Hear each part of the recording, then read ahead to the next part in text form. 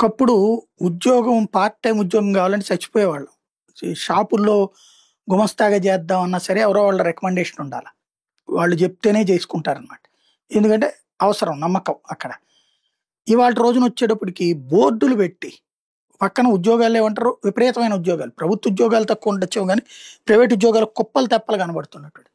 నిన్న చూశాను డీమార్ట్ దగ్గర. డీమార్ట్ లాంటి దాంట్లో ఉద్యోగాలు మాలాంటి మేము చదువుకునే దశలో ఉంటే అద్భుతం. ఇప్పుడు డీమార్ట్‌లో ఉద్యోగం ఉంది. ఏంట్రా అంటే అక్కడ దాదాపు 7 రకాల ఉద్యోగాలు కనబడతాయి. మన రిలయన్స్ షాపింగ్ మాల్ దగ్గర కనబడుతున్నాయి. అకౌంటెంట్లు, లేకపోతే క్యాషియర్లు ఇట్లాంటి ఉద్యోగాలు. ఎంత గొప్ప విశేషం, అవకాశాలున్నాయి. ఇప్పుడు రాబోయే రోజుల్లో ఈ అవకాశాలు అయితే ఇన్ని ఇక్కడ ఉన్నా కూడా ఎందుకు మనోళ్ళు దుబాయ్‌కి పోతారు, లేకపోతే అరబ్ దేశాలకెళ్తారనేది నేను అనేక సార్లు ప్రస్తావించా. ఒక మిత్రుడు చెప్తున్నాడు. మన దేశంలో నెలకొక 50,000 1,00,000 సంపాదిస్తే ఏడాదికొచ్చేడు 12,00,000 అయితే ట్యాక్స్ కట్టాలి. అదే దుబాయ్‌లో అయితే గనక ఏడాదికి 10,00,000 దరమ్స్ సంపాదించిన పైసా పన్ను కట్టక్కర్లేదు అన్నటువంటిది. కరెక్ట్. మన దగ్గర ఇదివరకు అది ఉండేది. 2,50,000 దాటితే పైన సంపాదనకి ట్యాక్స్ కట్టాలి కాబట్టి అన్నటువంటిది. బట్ ఇవాళ మనకి 12,00,000 దాకా ట్యాక్స్ కట్టుకోనక్కర్లేదు.